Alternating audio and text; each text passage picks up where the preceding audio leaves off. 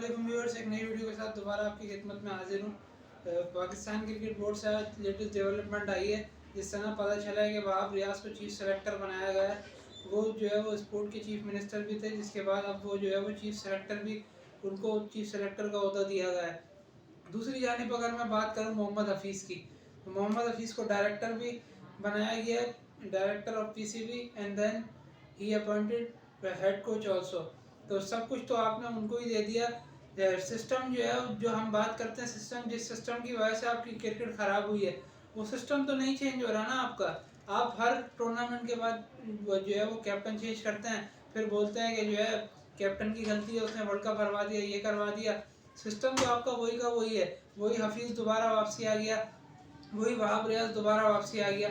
और एक भी नहीं, आपने एक बंदे को तीन तीन चार चार ओहदे दिए हैं। फिर कोचिंग भी आपने हफीज़ को दे दी, उसके बाद डायरेक्टर भी वही है। वहाब रियाज पीएसएल भी खेलेगा, स्पोर्ट्स मिनिस्टर भी है, उसके अलावा चीफ सेलेक्टर भी है। तो आपके पास और भी काबिल लोग हैं जिनको आपने देना है। लेकिन बात यह है, अगर आपका चेयरमैन ही अगर मेरिट पे नहीं होगा, तो वो क्या जो है वो मेरिट पे लेकर आएगा। 3 महीने के बाद आपका चेयरमैन जाएगा, नया चेयरमैन आएगा, वो अपना कप्तान लगाएगा, वो अपने कोचेस लगाएगा, वो अपनी टीम डायरेक्टर लगाएगा। ये तमाशा पिछले 1 साल से चल रहा है। रमीज़ राजा जो है पहले पाकिस्तान के चेयरमैन थे, अच्छा वाला सब कुछ चल रहा था, अचानक से उनको रिमूव किया गया। उसके बाद नजम शेट्टी को लाया गया। जिस टाइम नजम शेट्टी आया उस टाइम ये बात चलना शुरू हो गई कि शान मसूद को वाइस कैप्टन बनाया जाए, शादाब को हटा के शान मसूद को आगे लाने की कोशिश की गई थी उस टाइम। और शाहीन शाह अफरीदी का भी नाम जो है जब से ही कैप्टनसी के लिए उठ रहा था। ये कोई वर्ल्ड कप से 5 या 6 महीने पहले की बात है। वो चीज़ चलती गई चलती गई चलती गई। फिर नजम शेट्टी जो है वो बाहर हुए। नजम शेट्टी के बाहर होने के बाद फिर एशिया कप आया। एशिया कप में पाकिस्तान की परफॉर्मेंस इतनी अच्छी नहीं रही, जिसकी वजह से और ज़्यादा जो है वो कप्तानी पे सवाल उठे। उसके बाद फिर वर्ल्ड कप आधा ही हुआ था, 4 या 5 मैच आप अफगानिस्तान से मैच आ रहे, उसके बाद ये बातें होना शुरू हो गई कि हमने बाबर को फ्री हैंड दिया था, हमने मिकी आर्टर को फ्री हैंड दिया था, हमने इंजमाम को फ्री हैंड दिया था। चेयरमैन को ये सोचना चाहिए था कि जब वर्ल्ड कप चल रहा है तो इस तरह की बातें वर्ल्ड कप में नहीं होनी चाहिए। वर्ल्ड कप के बाद बैठते, बात करते, डिस्कशन करते। लेकिन वर्ल्ड कप से पहले ये सारी चीज़ें वर्ल्ड कप के बीच में चलती रहीं।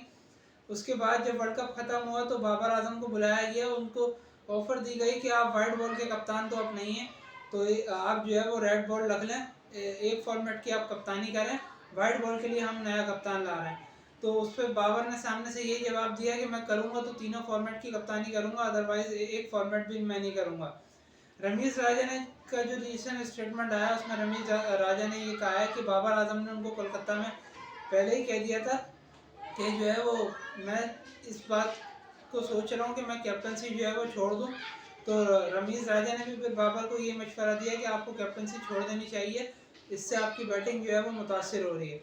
नया कप्तान जो है वो बाबर के रिज़ाइन करते ही जो है वो फ़ौरन नया कप्तान आ गया। इसका मतलब ये जो है पहले से प्री प्लान्ड था। ऐसा नहीं होता कि एक कप्तान जो है वो स्टेप डाउन करे, उसके आधे घंटे में ही दूसरा कप्तान आ जाए। इससे तो साफ यही जाहिर होता है कि ये प्री प्लान्ड सारी चीज़ थी, पहले से डिसाइड किया हुआ था किसी को कप्तान बनाना है। आप 1 दिन का वफ़ा भी ले सकते थे, 2 दिन का वफ़ा ले सकते थे। आपने ठक करके जो है वो फ़ौरन आधे घंटे के अंदर दोनों कप्तान, T20 का शाहीन और टेस्ट का शान मसूद को जो है वो लगा दिया। अब इसके नताइज क्या आएंगे, ये तो जब ये लोग कैप्टनसी करेंगे तो पता चलेगा। लेकिन 2 साल का अरसा शान के पास है, अभी 34 साल का वो है। 34 और 2 36 का वो हो जाएगा जब ये टेस्ट चैम्पियनशिप ख़त्म होगी 2025 वाली। तो मुश्किल सीरीज़ है ऑस्ट्रेलिया की, पाकिस्तान से जो सीरीज़ है 3 टेस्ट, उसके बाद 5 T20। तो दोनों नए कप्तानों का इम्तिहान है, पहले शान का टेस्ट में, फिर उसके बाद शाहीन जो न्यूजीलैंड में लीड करेगा टीम को 5 T20 में। बहुत सारे मैं चैनलों पे कल बैठ के ये बात सुन रहा था। और अब इस चीज़ के ऊपर जो है, अगर आप लोग समझ रहे हैं कि ये फेक है तो ये फेक नहीं है। इस चीज़ के ऊपर काफ़ी फॉर्मर क्रिकेटर्स और जो जर्नलिस्ट वगैरह हैं उन्होंने ये सवाल उठाया है कि आया बाबर आजम की जगह T20 में बनती है या नहीं।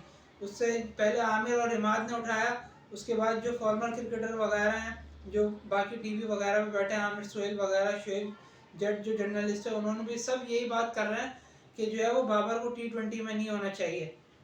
सबकी अपनी अपनी थिंकिंग है, लेकिन मेरा मानना ये है कि वो कैप्टन था तो अपनी मनमानी कर रहा था, एज एन ओपनर वो आ रहा था। लेकिन अगर वो 1 डाउन आ जाए T20 में और ऊपर ओपनर जो है वो शाहिद अयूब और फ़खर कर लें, रिजवान और बाबर मिडिल ऑर्डर में आ जाएं, तो आपके काफ़ी मामला जो है वो हल हो जाएंगे। नीचे से आके फिर भी बाबर हो सकता है कि सिचुएशन के हिसाब से जब ऊपर से 6 ओवर में 60-65 रन मिला तो नीचे आके वो उसको प्लेटफॉर्म सेट मिला और वो तेज़ खेल ले। तो अब देखना है कि T20 की जो सिलेक्शन है वो मेरे हिसाब से बाबर की क्वेश्चन मार्क है, देखना पड़ेगा, क्योंकि वो कैप्टन था तो इतने अर्से उसने T20 में कैरी कर लिया। ODI और टेस्ट में कोई शक नहीं है, लेकिन T20 में जो है उसकी परफॉर्मेंस के बारे में थोड़ा सा हमें सोचना पड़ेगा।